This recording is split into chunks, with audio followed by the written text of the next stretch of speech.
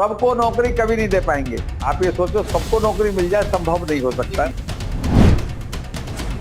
ये हिंदुस्तान धर्मशाला तो है नहीं, बाहर से बंगाल से या कहीं से पाकिस्तान से कोई भाग के और इस धर्मशाला में आके बच जाए।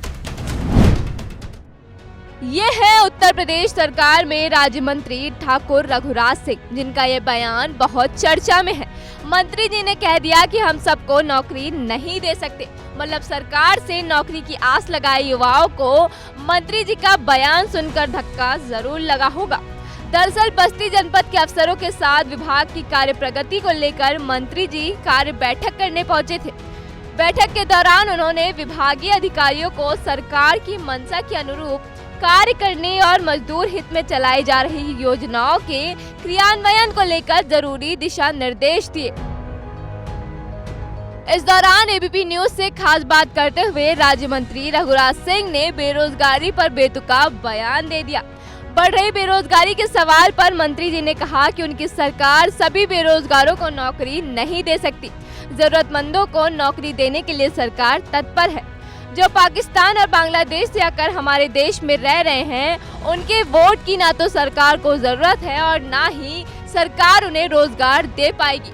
उन्होंने कहा कि लगातार बढ़ रही जनसंख्या भी एक बहुत बड़ा कारण है, जिस वजह से बेरोजगारी लगातार देश में बढ़ रही है।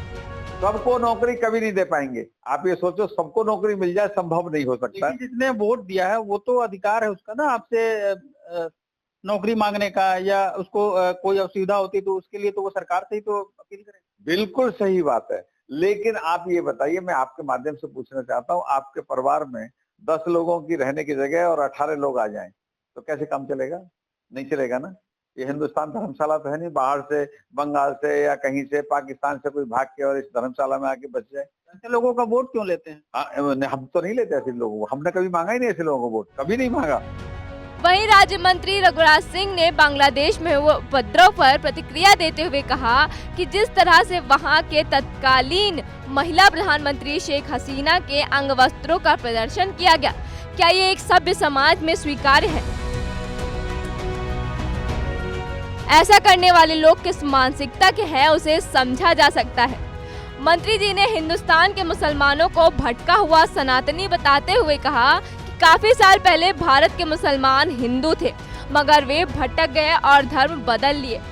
शेख हसीना के अंग वस्त्रों को जो दिखाया जा रहा था, वो दैत्यों को वंशज ही दिखा सकते हैं, आम आदमी नहीं दिखा सकता। तो इसलिए मैंने कल भी अयोध्या में यही कहा है कि वो दैत्यों के वंशज हैं जो ऐसा काम कर रहे हैं कि शेख हसीना किसी की दादी होगी, किसी की नानी होगी, किसी की माँ होगी, किसी की बहन होगी, किसी की चाची होगी, किसी न किसी की बहन बेटी तो होगी ना। क्या अपनी बहन बेटी का अंग वस्त्र दिखाएंगे आप?